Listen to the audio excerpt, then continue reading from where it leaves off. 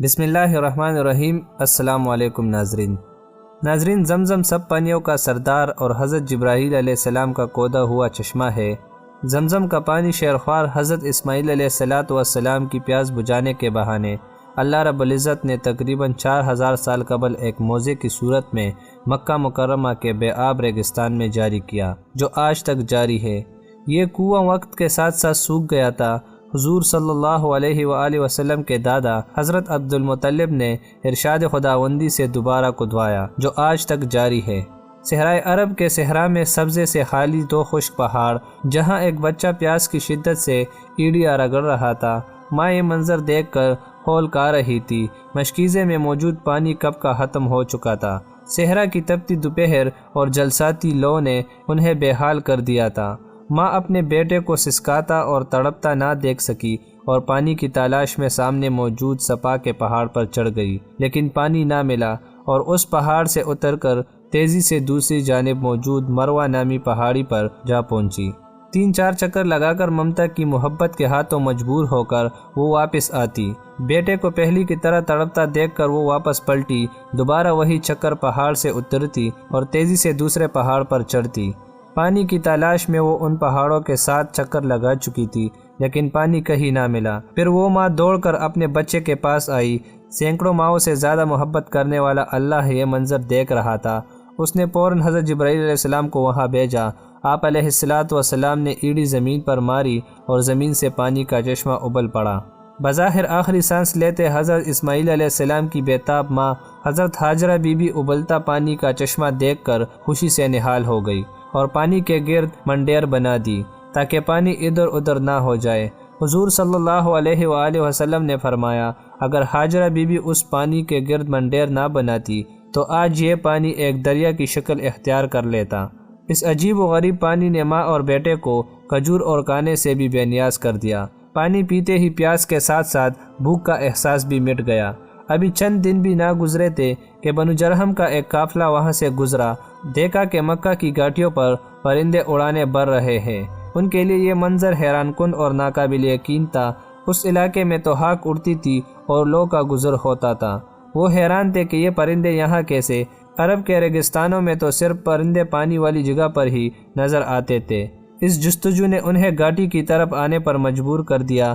پانی کا چشمہ اور ایک ماں بیٹے کو دیکھ کر وہ ششدر رہ گئے۔ حضرت حاجرہ بی بی نے انہیں سارا قصہ سنایا۔ بنو جرہم کے ایک قافلے کے لوگ یہ واقعہ سن کر بے حد متاثر ہوئے اور ماں اور بیٹے کی عظمت ان کے دلوں میں بیٹھ گئی۔ انہوں نے حضرت حاجرہ بی بی سے وہاں بسنے کی اجازت مانگی، جو انہوں نے خوشی خوشی دے دی۔ صحرائے عرب کا یہ بنجر اور ویران ریگستان آباد ہو گیا۔ حضرت اسماعیل علیہ السلام بڑے ہو گئے تو اس قبیلے کے سردار عمر بن محاذ کی بیٹی سے شادی کر لی۔ حضرت اسماعیل علیہ السلام کی اولاد پیدا ہوئی اور ان کو بنو بکر کہا جانے لگا۔ بنو جرہم اور بنو بکر اتفاق و اتحاد سے کئی سال تک رہے، لیکن آہستہ آہستہ ان میں اختلاف شروع ہوئے، جو اس قدر بڑھے کہ بنو بکر نے بنو جرہم کو علاقے سے نکال دیا۔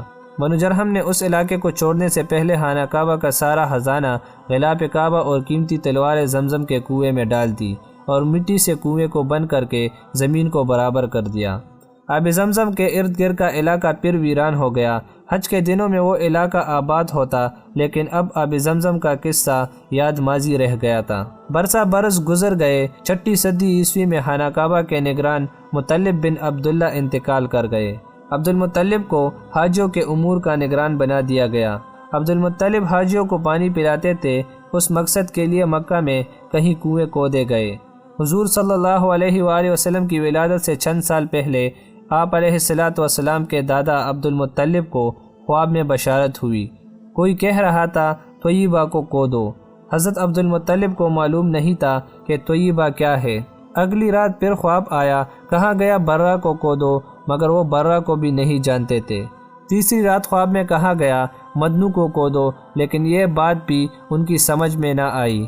چوتھی مرتبہ خواب میں ایک شخص نظر آیا اور کہا زمزم کو کھودو۔ آپ نے پوچھا کہ زمزم کیا ہے؟ جواب ملا کہ زمزم وہ ہے جس کا پانی ختم نہ ہوگا، نہ خشک ہوگا، حاجیوں کو سیراب کرے گا۔ نشانی اس کی یہ ہے کہ وہاں چینٹیوں کی بہت سی بلیں ہیں اور ایک کوہ زمین کو ریتتا رہتا ہے۔ اگلے دن صبح سویرے عبد المطلب اپنے بیٹے حارث کے ساتھ اس جگہ پہنچے اور کھدائی شروع کر دی۔ اہل قریش نے باپ بیٹے کو کھدائی سے روکا اور ان سے کہا کہ اس جگہ تو بتوں کے نام پر قربانیاں دی جاتی ہے، یہ مقدس جگہ ہے۔ عبد المطلب نے سنی انسنی کر دی اور کھدائی جاری رکھی، مگر قریش نے باپ بیٹے کی کوئی مدد نہ کی۔ 3 دن کی محنت کے بعد آخر گوہر مقصود حاصل ہو گیا۔ عبد المطلب کھدائی کرتے اور حارث مٹی اٹھا کر باہر پھینکتے رہے۔ زمزم کا کنواں نکل آیا اور عبد المطلب کے ہاتھ بیش بہا خزانہ لگا جو بنو جرہم نے دفنا دیا تھا۔ اب قریش کی آنکھیں بھی کھل گئی، وہ عبد المطلب کے پاس آئے اور کہنے لگے، کنواں تو ہمارے باپ اسماعیل علیہ السلام کا ہے، اس خزانے میں ہمارا بھی تو حصہ بنتا ہے۔ عبد المطلب نے صاف انکار کر دیا۔ قریش والے بھی ٹلنے والے نہیں تھے، انہوں نے لڑائی اور جھگڑے کی دھمکی دے دی۔ ابن اسحاق کی روایت ہے کہ معاملہ خراب دیکھ کر عبد المطلب نے پیشکش کی، چنانچہ اس جھگڑے کو مٹانے کے لیے عرب کے دستور کے مطابق باعلم اور دانشمند شخص پر فیصلہ چھوڑ دیا گیا۔ اہل قریش نے کہا کہ شام میں رہنے والے قبیلہ بنو سغا اس کا فیصلہ کر سکے گی۔ عبد المطلب نے یہ بات مان لی اور مختلف قبائل کے نمائندہ افراد کے ہمراہ شام کے لیے سفر کی تیاری کی۔ راستہ طویل تھا، راستے میں میلوں صحرا سے گزرنا تھا۔ صحرا میں اکثر لوگوں کے پاس پانی ختم ہو گیا، پیاس کے مارے لوگوں کی جانیں نکلنے لگی۔ جن کے پاس چند گھونٹ پانی تھا انہوں نے دوسروں کو دینے سے انکار کر دیا۔ عبد المطلب کے ساتھی زندگی سے مایوس ہو گئے اور نوبت یہاں تک پہنچی کہ ان ساتھیوں نے کچھ قبریں بھی کھولی تاکہ جو پہلے مر جائے ان کو دوسرے دفنا دیں۔ عبد المطلب سے ان کی حالت دیکھی نہ گئی، انہوں نے مشورہ دیا کہ بیٹھ کر موت کا انتظار کرنے کی بجائے سفر جاری رکھا جائے، شاید کوئی ہستی نظر آ جائے۔ عبد المطلب اونٹنی پر سوار ہو کر اسے کھڑا کیا تو پیچھے سے شیریں اور عمدہ پانی کا چشمہ پھوٹ پڑا۔ خوشی سے ان ناقابل فراموش لمحات میں عبد المطلب نے زور سے نعرہ لگایا، سب نے پانی پیا اور اپنے برتن بھر لیے۔ یہ ماجرا دیکھ کر تمام قبائل کے نمائندے حیران رہ گئے۔ انہوں نے کہا، عبد المطلب اب ہمیں آگے جانے کی ضرورت نہیں، قدرت نے راستے میں ہی تمہارے حق میں فیصلہ کر دیا۔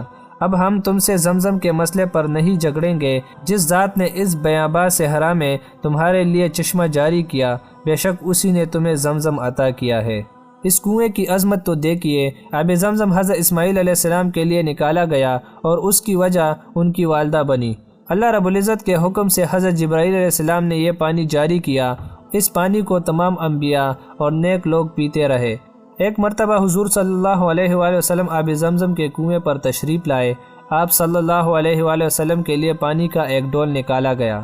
آپ صلی اللہ علیہ وسلم نے کڑے کڑے اس میں سے کچھ پانی نوش فرمایا، پھر اس میں کلی کر دی، پھر اس ڈول کو کنویں میں انڈول دیا۔ گویا یہ پانی آپ صلی اللہ علیہ وآلہ وسلم کا جھوٹا ہے۔ حضور صلی اللہ علیہ وآلہ وسلم نے فرمایا، آب زمزم ہر بیماری کے لیے شفا ہے۔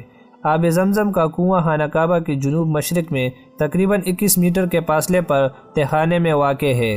اس کنویں کی گہرائی تقریباً 98 فٹ اور اس کے دہانہ تقریباً 3 فٹ 7 انچ تا 8 فٹ 9 انچ ہے۔ 1953 تک یہ پانی ڈول کے ذریعے نکالا جاتا تھا، مگر اب مسجد حرام کے اندر اور باہر کے مختلف مقامات پر آب زمزم کی سیلیں لگا دی گئی ہے۔ زمزم کا پانی مسجد نبوی میں بھی عام ملتا اور یہ حجاج کرام دنیا بھر میں اپنے ساتھ لے جاتے ہیں۔ آب زمزم دنیا کا وہ واحد پانی ہے جس کے پینے کے بعد بیماریوں سے شفا ملتی ہے اور جس کے پیتے وقت مانگے جانے والی دعا بھی قبول ہوتی ہے۔ اللہ رب العزت سے دعا ہے کہ جس نے ہمیں دنیا میں آب زمزم کی نعمت عطا فرمائی، حوض کوثر پر بھی ہمیں ہمارے پیارے نبی صلی اللہ علیہ وآلہ وسلم کے ہاتھوں حوض کوثر پینا نصیب فرمائے۔ امید کرتا ہوں دوستو آپ لوگوں کو ویڈیو پسند آئی ہوگی، تو ملتے ہیں اگلی ویڈیو میں، تب تک کے لیے اللہ حافظ۔